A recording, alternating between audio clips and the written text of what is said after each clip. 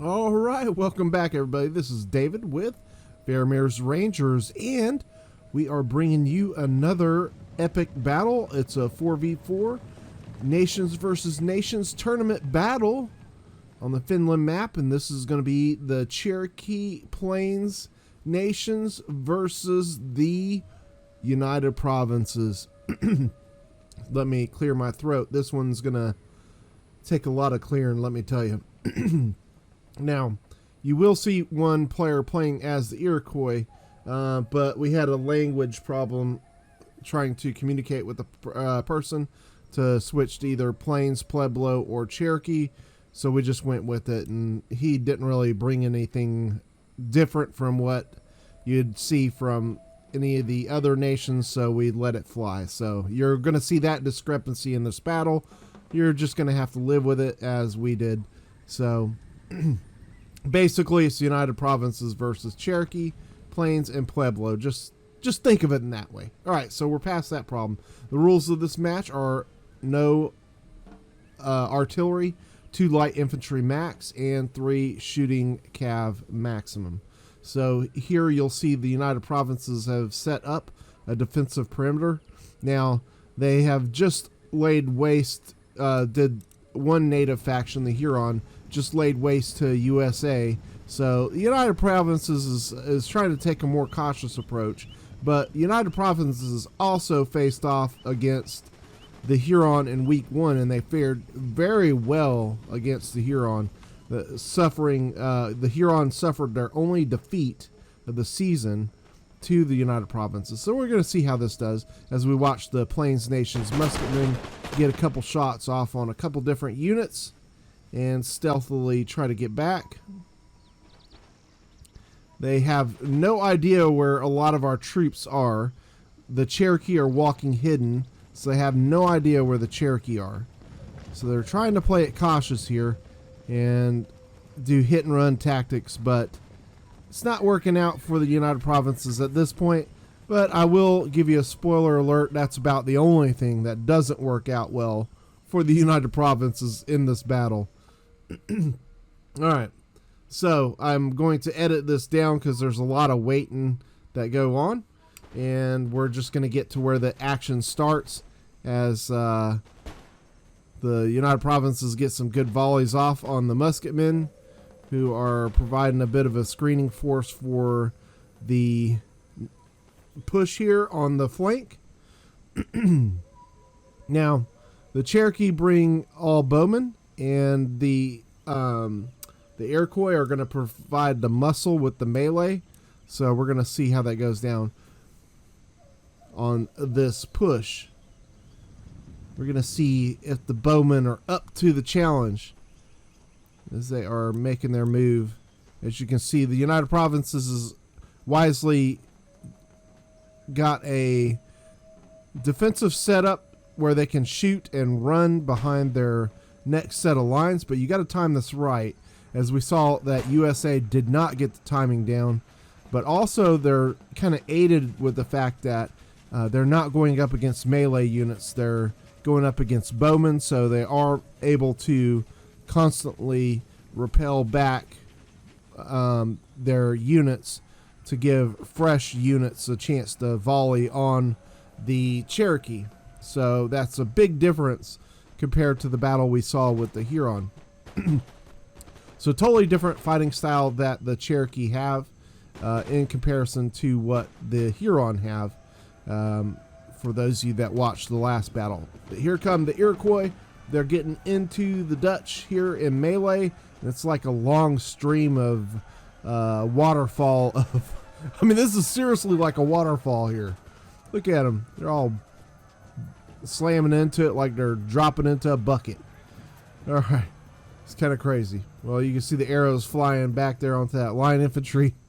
And other than that, everything is pretty stable. Now, the United Provinces are bringing their heavy cav here. And this is... what happens here next is, I think what they tried to do with the United States with the heavy cav and just never got a chance to use. But in this one, we might see something different. As you can see, United Provinces constantly reeling back from the push of the Cherokee. So the Cherokee are getting slowly sucked in further and further. And here come the Cav. The cavalry has come. The nemesis of the Native Americans, the Cav. And that heavy Cav is going to smash into him here on the left flank of these bowmen. And they're going to try and go right down this whole line with all that heavy Cav. I mean, there is 4 units of heavy Cav, and they're also going to bring in Reg of Horse. So there's about a good 8 to 10 units of Cav. And the Cherokee pull out of that. They should have probably stayed in that melee and continued to click the fire button. And they probably would have had a better time of it. And it would have been more difficult for the Cav to push through. It's better to absorb that charge than it is to run from it. You're going to take more damage running from it. You can see the Cheyenne Dog Soldiers getting some great shots in here. But there's about to be a big problem coming. As in the form of this massive amount of, look at all these Cav. I mean, you got the 4 horse guards that were pulled behind further when the bowman ran, and now all these Reg of Horse coming in here. This is like a. Now we're talking about waterfalls earlier. My God, look at them! They're flinging people around, and they're not even elephants. This is just. I mean, the blue wave has taken over, man. The blue wave has definitely taken over. Now that is a massive amount of men, and they are routing out the Cherokee and causing a lot of routing problems. And this is gonna be contagious here, and it's gonna spread to these dog soldiers, which are a pretty good morale unit and really good unit. The problem is now they're sandwiched in, and they are going to completely rout off this one with only losing 3 men. It's just the fact that they're surrounded.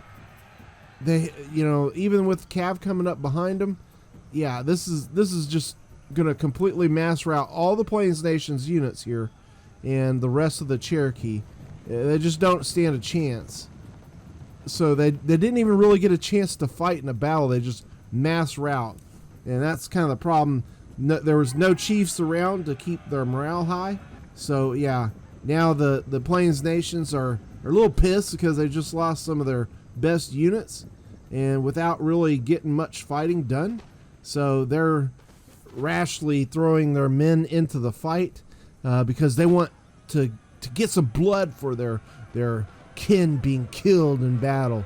And I can't necessarily blame them as they smash into the Dutch lines here and over here as well.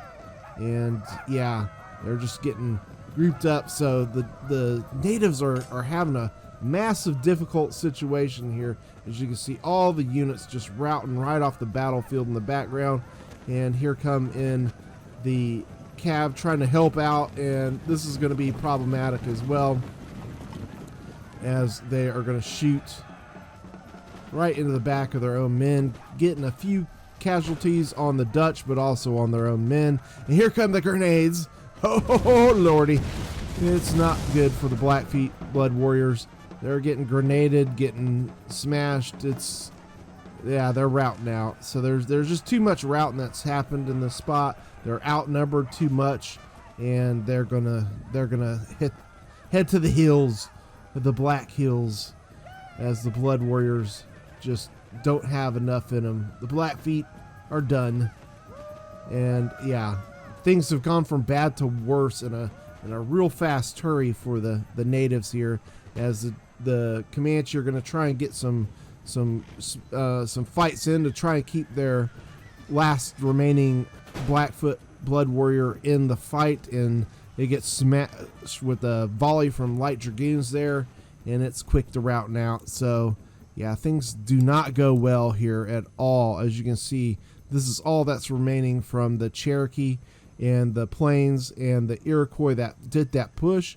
So now the person that was on the top of the hill is bringing his army, making a center hill defense, because the natives have lost basically 2 armies at this point, and it's very, very, very early in the battlefield. And they have inflicted a little bit of damage, but certainly not 2 armies worth of damage. As you can see, the light dragoons getting into it with the fire warriors of the Cherokee, and they're in the woods now. This is going to favor the Cherokee. At least something's favoring the natives here in this battle, as the musketmen are providing a little bit of screening for the cav here, this cav fight. Yeah. This is a pretty bloody affair. As you can see, the dog soldiers' horses are there, and their masters are gone. The dog soldiers all routed off super easily. So here go the Cherokee are following the light dragoons into their lines, and they're getting a screening from the light dragoons, so they come in clean and get a nice charge off with a couple of other units behind them. Looks like the bowmen are going into melee here, so I don't know if they're out of arrows or not, but yeah, there's that. All right, so the Dutch are just slamming them with more and more cav. Woo, boy. It is a mess over here. The Cherokee are not having a good time of this. Now, the Dutch have a real, I don't know, their army are just built for nice defense against these native factions, because they have really good line units and they got a good complement of cav. So the Dutch are a really good nation to use versus natives here. Also, France is another good nation to use against natives. But yeah, the natives have been having a field day the last 3 battles that we witnessed, and this is a big turn of event. Things have gone very, very poorly for the natives. Now, do they still have a chance in this battle? It's looking pretty doubtful. I mean, to overcome at this point of the battle is going to be a miracle in the making. So we'll see if a miracle can happen. But there's only basically 1.5 armies left of the natives versus the 3 remaining Dutch armies. Maybe even 3.5 armies left of the Dutch. So, of this 4v4 battle. So this is going to be pretty overwhelming. You can see the sheer amount of units left. Can the natives come back from this? As you can see, the last remaining musketmen are getting knocked out here at this point. So as we lay witness to this, let's discuss the season a little bit. So, if you're a fan of the Plains Nations and the Cherokee, do not fret. This is going to most likely drop them down if they can't pull out this win. It's going to most likely drop them to 1 and 2. So their season is not wrecked. They can easily pull back to even next week with a win. For United Provinces, if they do end up getting a win, this will pull them to 2 and 1. And you can see the remaining natives here getting ready for a defense on the hill. They're about to face a reverse Custer situation here. So they're going to have a hell of a time. Okay, so that kind of talks about the records. Now, one thing to keep in mind also is that hopefully every nation, as they play through the season, they get more experience playing as a team. So theory is that you should be able to get better as the season progresses, but obviously your opponents should be getting better as well. It's just a matter of, do you develop the strategies best to propel your team to victory, I guess, is the question. So watching the Cherokee and the Plains Nations, they got a little bit of some work to do here. As you can see, now they're getting their last charge in here. They're routing off one Dutch line there and going to quickly probably route another one here. Getting a nice charge in before the Dutch can get their men around, because like I said, they're in a reverse Custer situation. They're surrounded, ladies and gentlemen, so they got to make the most of their situation, but they're trying to bust through just like Custer did, but we'll see if they can get out of this situation. They're doing a nice downhill charge on the Dutch over here, so they're pushing out at two directions, and you can see the mayhem that will ensue. They're trying to get some redemption here. It's going to be a tight situation for them. They need a lot of help here. They need a lot of help. All right, so they're busting through. They should rout a few of these Dutch units out. And yeah, look at them. They're all stacked up in these Dutch guards, the Holland guards. There goes one unit of the United Provinces routing there. And here comes the downhill charge. The chief getting into it. Ooh, flinging some guys. Now the chief isn't going to probably make it long after this, but they're throwing everything in. They're throwing everything in. You can see in the background there is some Plains Nations flags. They're coming around through the valley. That was the force that attacked at the top. You can see here coming through the valley region now. So they're going to end up coming behind the Dutch here on the flank. So this is going to be nice, and they got another force that's about to make its assault from the hill down into the main force of the Dutch army. I mean, this is attacking into the main body of the army of the Dutch. And you can see here, they're getting after it, man. Hacking down some fools. Some of them are trying to get back up. But yeah, here come the force from the top now swinging around the back. That should cause some problems for the Dutch here. You got another Dutch unit routing out. Would have liked to seen them charge the back of that Dutch unit there. Probably could have routed them, but they all bypass it. Here come the Cav for the Plains Nations, getting some charges in.